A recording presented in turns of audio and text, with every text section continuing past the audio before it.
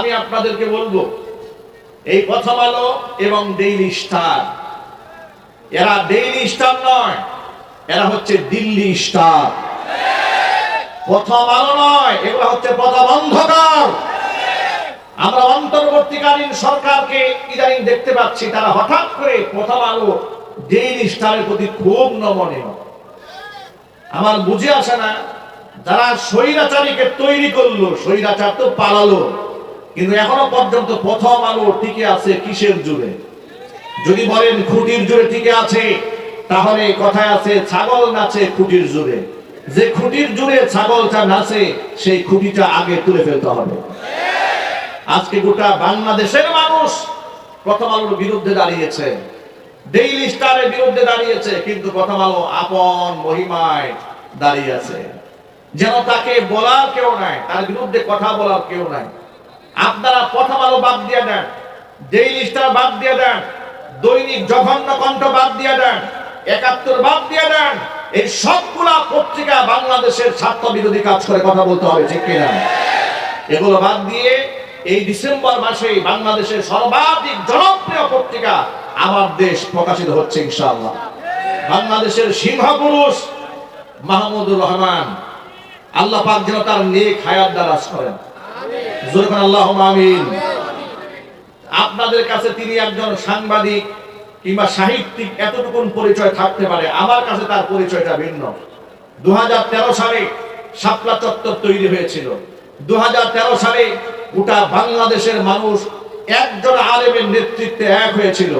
গোটা জাতিকে ঐক্যবদ্ধ করার পেছনে সবচেয়ে বড় ভূমিকা যে পত্রিকাটি পালন করেছিল, সেই পত্রিকার নাম হচ্ছে আমার দেশ পত্রিকা। আজকে সে আমার দেশ পত্রিকা এই ডিসেম্বর মাসে আবার নতুন করে বাংলাদেশে সাপ্লাই হতে যাচ্ছে।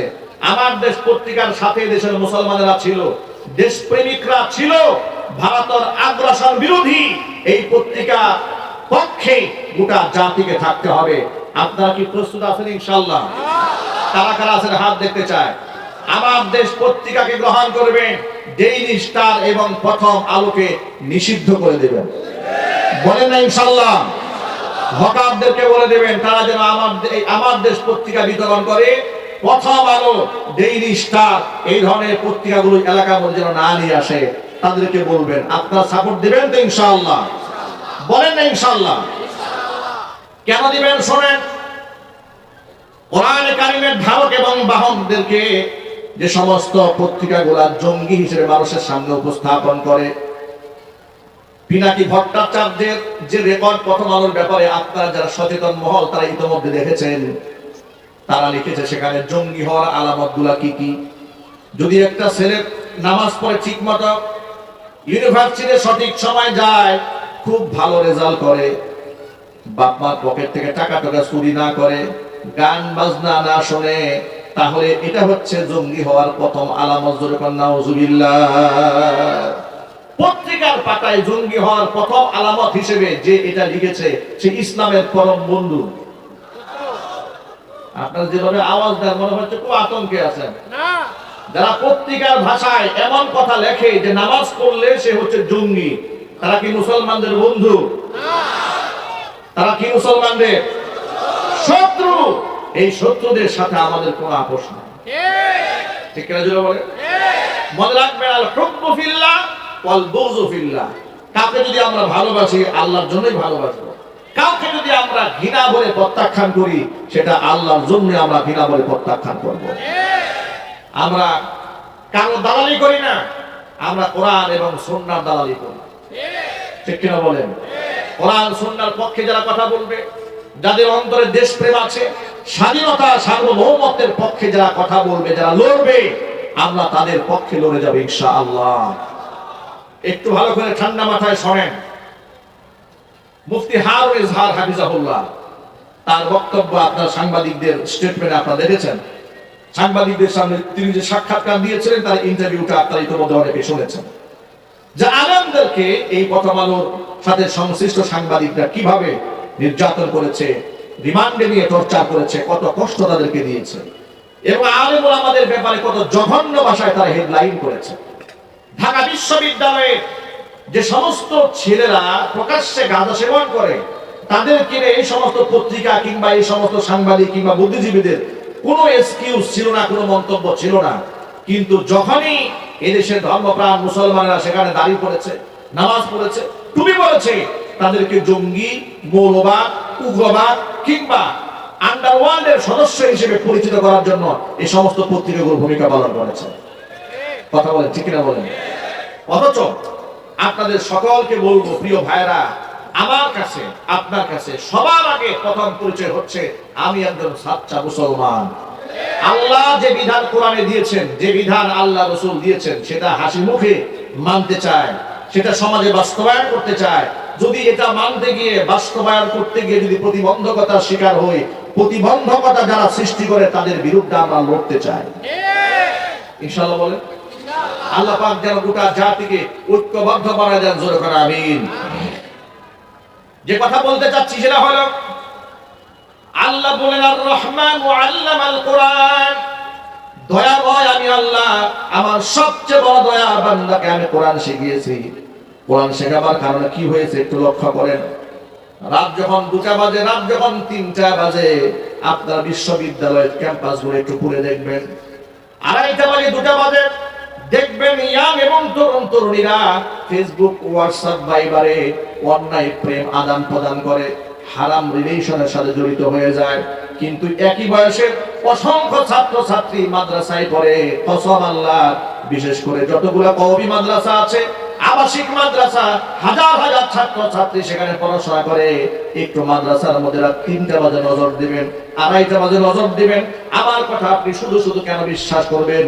হাটাজারি মঈনুল ইসলাম হাটাজারি মাদ্রাসায় আপনি 3 দিনের জন্য মেহমান হয়ে যান, জামিয়া রহমানাতে মেহমান হয়ে যান, বাবুনগরে মেহমান হয়ে যান, পটিয়া মাদ্রাসায় মেহমান হয়ে যান, এই সমস্ত বড় বড় মাদ্রাসার মধ্যে মেহমান হয়ে 3 দিন অবস্থান করেন। রাত 3টা বাজে, 2:30 বাজে যে বয়সের যুবক যুবতীরা ফেসবুক, হোয়াটসঅ্যাপ, ভাইবারে অন্যায় প্রেম ভালোবাসায় নিজেরা একেবারে ডুবে যায়, ওই মুহূর্তে লক্ষ লক্ষ হাজার হাজার মাদ্রাসা ছাত্ররা তাহাজ্জুদের নামাজে দাঁড়িয়ে যায়। বিখ্যাত সাহাবী উবাই ইবনে কাব রাদিয়াল্লাহু তাআলা আনহু, যিনি কাতেবে ওহী ছিলেন, কোরআনে কারীমের আয়াত যখন নাযিল হতো তিনি সেটা নিজ হাতে লিখে সংরক্ষণ করতেন। নাম হচ্ছে উবাই ইবনে কাব রাদিয়াল্লাহু তাআলা আনহু। উবাই ইবনে কাব রাদিয়াল্লাহু তাআলা আনহু কে আল্লাহর নবী ডেকে বলছেন, এ উবাই, আল্লাহ পাক আমাকে হুকুম করেছে আমি যেন তোমাকে সূরা বায়িনা তেলাওয়াত করে শোনাই। উবাই ইবনে কাব রাদিয়াল্লাহু তাআলা আনহু অবাক হয়ে গেলেন। আল্লাহ তাআলা আমাকে শোনাতে বলেছেন, এর মানে আওয়া সাম্মানি ইয়া রাসূলুল্লাহ, হে আল্লাহর রাসূল, আল্লাহ যখন আমাকে কোরআনে কারীম শিখাতে বলেছেন, আমার সামনে বর্ণনা করতে বলেছেন, নবীজি আপনি মেহেরবানি করে বলেন তো আল্লাহ পাক কি তার জবানে আমার নামটা উচ্চারণ করেছে নাকি?